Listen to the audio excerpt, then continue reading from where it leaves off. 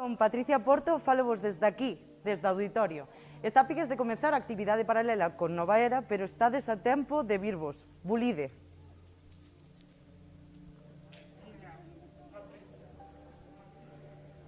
Hola, chicos, decidelle algo a xente. Hola. Decide que veña, que está a punto de empezar. Estamos esperando, vamos a abrir portas. Quedan 5 minutos. 5 minutos. Chicos, está a punto de empezar Nova Era, verdad? Sí. Ainda hai tempo de que veña a xente ou non? Abrimos portas, así que correndo, correndo. Bulide, bulide. Os músicos están a piques de salir. Contádeme. Contádeme, chicos. Contádeme, cando vai empezar? En cuestión de... 10 minutos. 10 A minutos. xente xa vai empezar a entrar.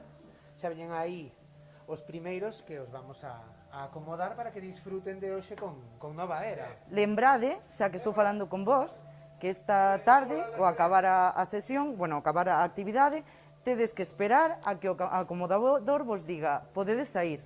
Entonces vamos a indo por filas. Non nos podemos quedar aquí, senón que temos que sair directamente afora. O recorrido sería desde esta portiña, saldríamos e iríamos camiñando por aquí.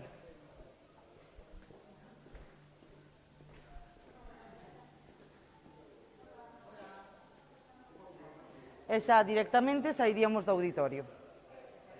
Vide comigo.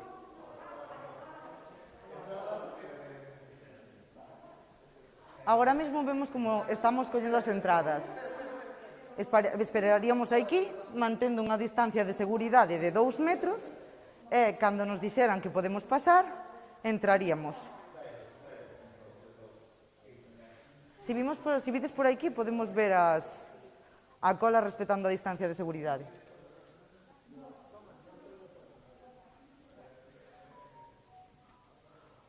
Como podedes ver, mantéñense as mascarillas, a desinfección de maus e pés ao entrar e a distancia de seguridade. Ademais, tedes que virvos porque está a piques de salir Pepe Coira, que é director e guionista. Vai nos falar un pouco sobre a filme que vamos a ver, que Nova Era vai interpretar, o sea que estades tardando moito, moito, moito en vir. Alex, vaime dicindo, canta xente está acomodada? Pois ahora mismo en torno a 30-40 personas donde está, máis ou menos. O sea que quedan pouquiñas entradas. Quedan moi pouquiñas abaixo. Temos un aforo de 90. E ainda estamos esperando algo de xente que se va a tarde. O sea que... Pepe, que tal? Que tal? É difícil desinfectar a sala? No. Como faz? Ao acabar o que a actividade, colles a pistola? Colla máquina e paso ya todo. Tamén aí adentro, como hai aquí os pasillos en todos os lados. E tamén a entrada, verdad? Entrada, En todos todo. os lados, sí, sí. E por a noite como se fai? Por a noite, o cal o dozono te refieres? Sí. O dozono deixámoslo funcionando. De noite ten 15 minutos, quedan as portas cerradas. Durante 15 minutos queda funcionando. Non se pode entrar ni nada. A mañá seguinte tens que levar unha mascarilla, Unha FFP2, non? e entonces abrir as ventanas e portas e airear todo. E despois, media hora despois entras e quitas a máquina e cando podes entrar a quitar a máquina, me refiero. E así quedaría totalmente desinfectado todo. Exactamente, sí. Bueno, A parte tamén se lle pasa a manilla de portas e todo eso. o sea que xa sabedes, este é un sitio super seguro. Ahora vamos a ir a falar cos traballadores a ver que están facendo.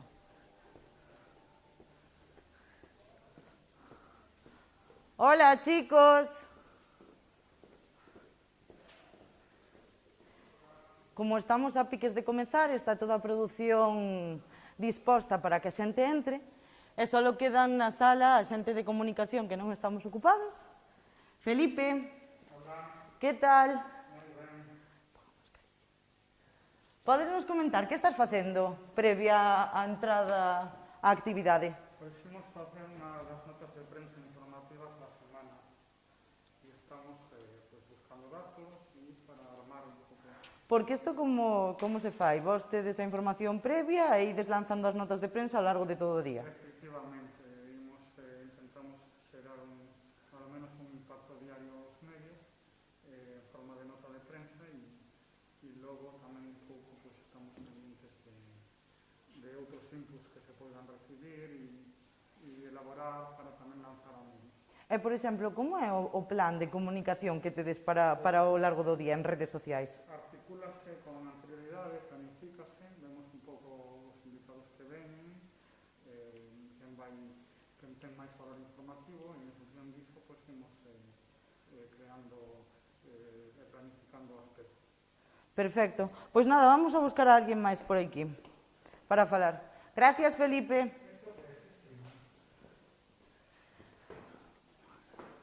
Vamos a ir a falar con Pello, de produción, que está aquí con nós. Pello, que? Como organizar xustos minutos previos á entrada á sala? Pois é complicado, pero, bueno, hoxe foi moito mellor porque a xente xa empeza a estar un pouco máis acostumbrada e nos cada día este protocolo é novo para todos, pero pouco a pouco vamos avanzando e vamos mellorando sempre. Co tema da distancia de seguridade, comprobamos sempre que todo o mundo se lava as maus, que desinfecta os pés, e despois entramos de un en un á sala, verdad? E ca distancia e o noso acomodador indícache dunha forma que non hai contacto para que te podas sentar e disfrutar das actividades paralelas entre nosas curtas que son, a verdade, moi espectaculares. De feito, cando son proyeccións, cando é unha categoría que se proxecta, o sair a votación este ano faise fora, verdad? Faise fora por respetar o protocolo COVID, que non se amontone a xente cando sale, e hai o aire libre que podes mirar, podes pensar que votos se querer dar e recordarlle a xente que votamos de 1 ao 5 dando un número a cada película, vale? Perfecto. Pois nada, vamos a buscar a alguén máis con quen falar, vale? Ok. Gracias, Pello. Eso, reiteramos un pouco, repetimos, as votacións este ano fanse do 1 ao 5, e hai que asignar un número a cada unha das curtas que vexamos na actividade. Despois, votarase fora. Hai unha caixiña verde na que están os bolis que se poden coller e unha roxa na que hai que deixar os bolis previamente usados. Desa forma, o persoal de produción desinfecta todo e temos moitísima máis seguridade á hora de votar, tanto para vós como para nós. Porque recordamos que todas estas medidas facémolas para que todos poidamos estar seguros e poder seguir mantendo esta actividade durante o longo de toda a semana. Hola, Sergio, mira, que estás facendo? Estás comprobando a xente que está entrando e a xente que queda por vir, non? Sí, exactamente. E como facedes o tema da asignación das entradas? Os bonos teñen sempre a mesma butaca? Os bonos sempre teñen a mesma xente. Por certo, por falarvos un pouco dos bonos. Espera que teño o que se caeu o micro.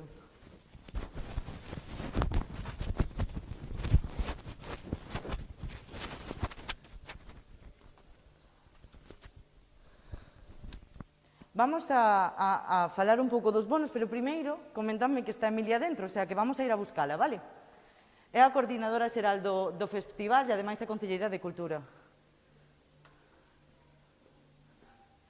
Sabes onde está Emilia? Sí, podedela coller aquí antes de que baixe.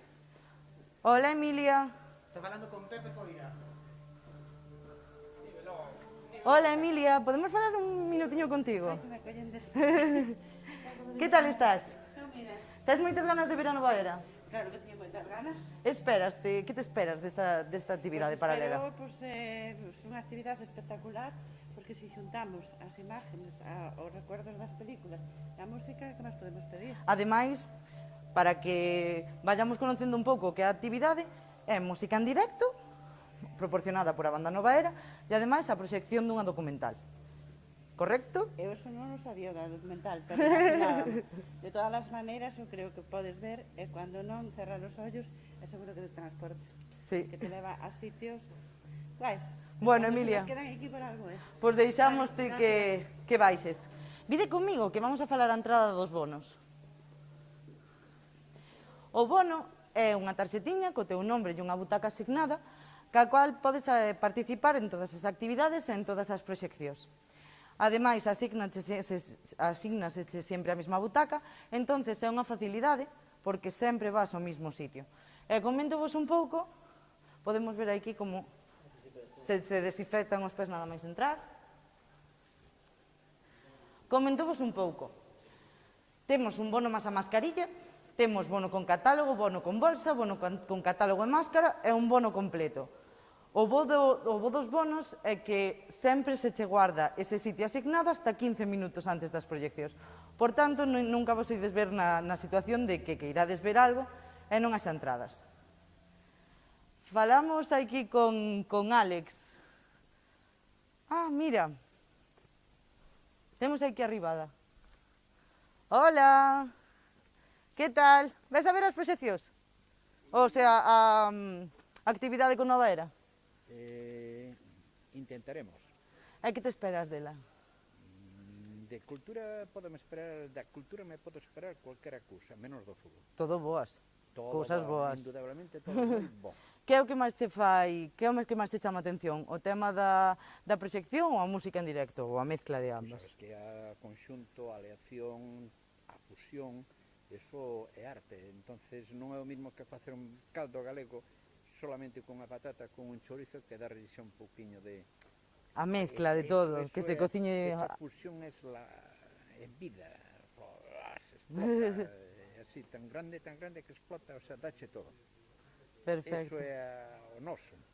A Sí. cultura é todo. Menos o fútbol, lo siento. Pois anima a xente a que veña aquí.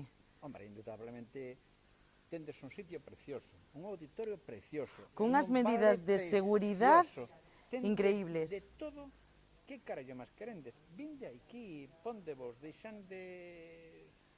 Vinde aquí, agarra un poquinho de cultura, pouco se pide. 2 euros en concreto. En Verín damos vos cultura por 2 euros. Perfecto. Pois, mira, está o noso personal de comunicación aquí. Vamos a falar con Sabela, a ver se a pillamos.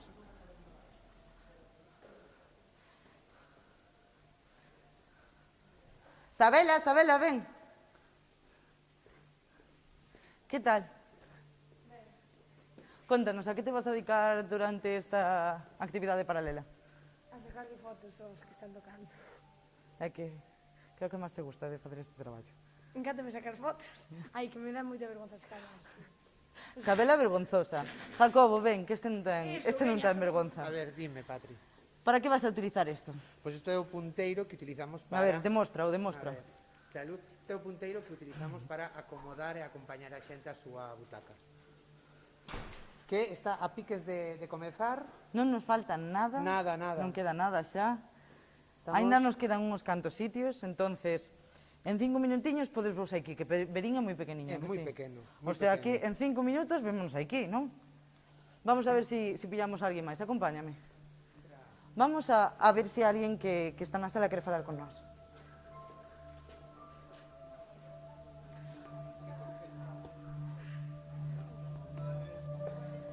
É que esta xente tan caladiña que nos dá un pouco de medo.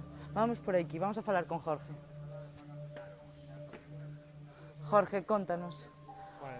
Que supón organizar un festival como este? Que supón para ti? Pois supón unha das cousas que fai cumplir soños, pero tamén supón intentar unificar un pobo para facer algo conxunto, supón que a xente máis xoven que se entusiasme, supón económicamente tamén algo interesante para que se mova un poquinho nestes momentos a economía un poquinho máis, supón moitas cousas, sobre todo eso, cando ten que ver co mundo da maxia do cine, pois algo importantísimo para nós. Perfecto, pois vamos a ver se podemos pillar algúns dos músicos antes de que baixe. Bueno, comentadme que xa vai empezar, o sea que deixo-vos, esperamos que veñades por aquí porque ides desfrutar moitísimo, vale? Adeus.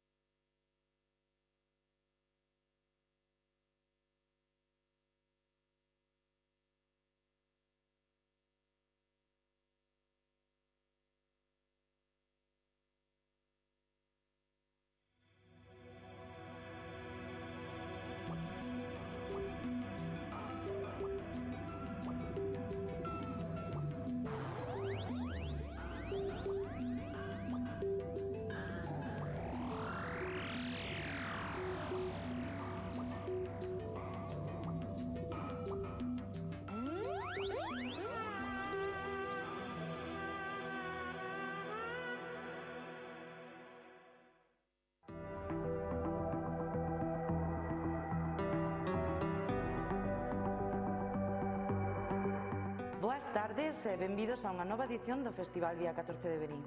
Como este ano é moi especial, activamos un protocolo para que vos sintades moi a gusto cando estedes aquí no auditorio. Primeiro, entramos mantendo unha distancia de seguridade de 2 metros. En segundo lugar, desinfectamos mans e pés.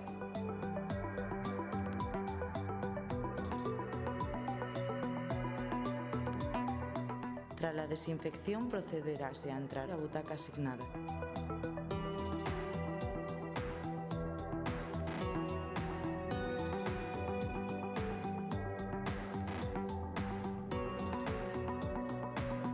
Ao finalizar a sesión, o persoal de produción irá avisando fila por fila para desaloxar o patio de butacas de forma ordenada.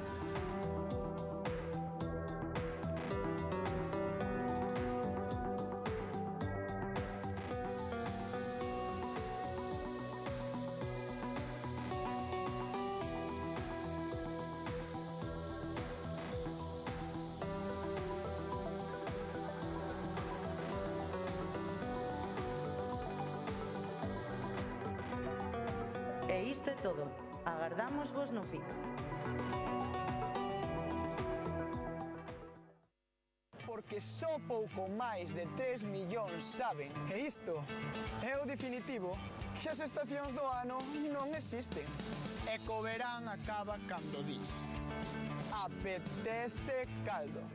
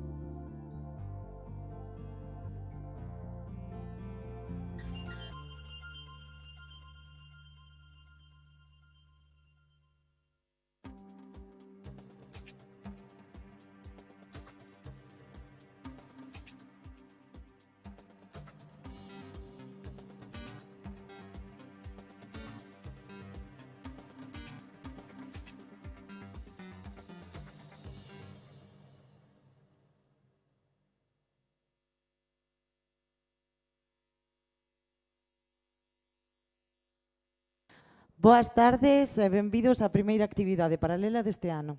Estades a piques de desfrutar dunha mestura impresionante entre música en directo e cinema. Pero antes quero que faledes con Pepe Coira, guionista e produtor galego que vos trasladará a historia e o contexto do film.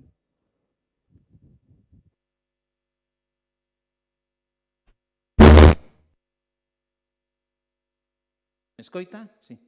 Bueno, boas tardes a todos. Convidaronme do festival a facervos unha pequena introducción sobre a película que ides ver. O carro e o home, tamén chamada El hombre e el carro, noutra versión. Esta é unha película que hai exactamente 80 anos e unha semana se acabou de rodar. Mirei antes no Maps a unha escasa hora de coche de aquí, en Lobeira. É unha película, é dicir, rodada no verán do 1940. É unha película curta, é unha curta documental. É unha película modesta, é unha película feita con bastante sentido común. Modesta por qué? Porque está feita con moi pouquiños medios. É unha película na que se involucraron apenas 3 persoas, un axudante, que era Carlos Serrano de Osma, e 2 persoas que son as principais, os principais responsables desta película. Un é Xaquín Lorenzo, Xocas, coñecido, entendo por todos, etnógrafo ourensán, e Antonio Román, tamén ourensán, e coñecido como un dos principais directores de cine do cine español, especialmente nos anos 40. É un cineasta moi representativo do primeiro franquismo. Para que les debos que non o coñezades, seguramente vos resulte familiar o título da súa película máis famosa, que é Los últimos de Filipinas. Antonio Román tiña unha cámara de 35 milímetros, tiña algo de negativo, non tiñan equipo de iluminación, non tiñan equipo de son, o que tiñan eran moitas ganas de facer cine, se xuntaron durante apenas 5 ou 6 días en Lobeira, onde Xaquín Lorenzo tiña casa, e rodaron esta película. Entón, o que vos dicía, era unha película moi modesta. E unha película tamén, vos comentaba, creo que feita con bastante sentido común, porque é o resultado de algo que interesa que ocurra cando se fan películas, pero que non sempre ocurre cando se fan películas. Que se xunta quen sabe como facer cine con quen ten algo que contar. Antonio Román sabía facer cine, era un apaixonado do cine. Nada lle importaba que non fose o cine. Vivía para o cine, desde cativo, no seu Ourense natal, onde nacera no seo dunha familia moi acomodada. O único que lle importou, o único que lle interesou foi o cine. E Xocas, Xaquín Lorenzo, amigo del de infancia, xa os seus pais se coñecían, sempre tivo unha paixón semellante por algo completamente diferente, que é o da cultura popular. A cultura tradicional, a cultura material.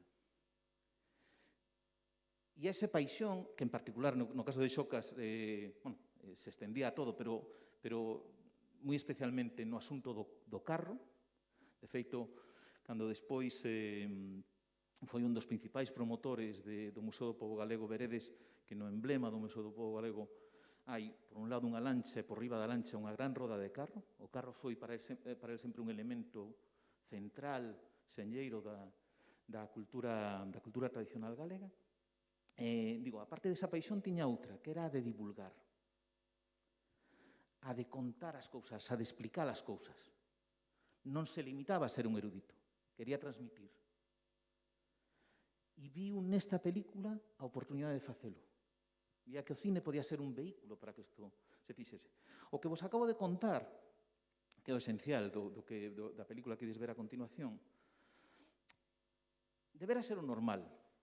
É como normalmente se deben facer as cousas. Si resulta que quen sabe facer as cousas, quen sabe facer cine e quen ten algo que contar é igual de bo que o eran Antonio Román e Xocas, te atoparás con que vas ter diante unha gran película. Ides ver unha gran película. Aqueles de vos que non a coñecedes, creo que vos sorprenderedes co nivel cinematográfico que ten esta peliculiña de 10 minutos. É unha película que está á altura das películas de Flaherty, das películas de Dovzhenko, dos grandes documentalistas da época. Pero aparte de todo eso, e pensando que é normal, que isto sería o normal, que esta a maneira correcta de facer as cousas, é tamén, no noso caso, no caso do Carreome, unha película singular. Singular obxectivamente. Hai pouquísimo cine ao longo do século XX que leve á pantalla aspectos da realidade galega como fai esta. E o fai en 1940. Pensade que é en 1940. Rodouse en agosto, vos decía, hai 80 anos e unha semana que se acabou de rodar. É un momento en que Alemania ten invadido Francia, empezan a caer as primeiras bombas sobre Londres, e en España estamos no momento máis negro da posguerra.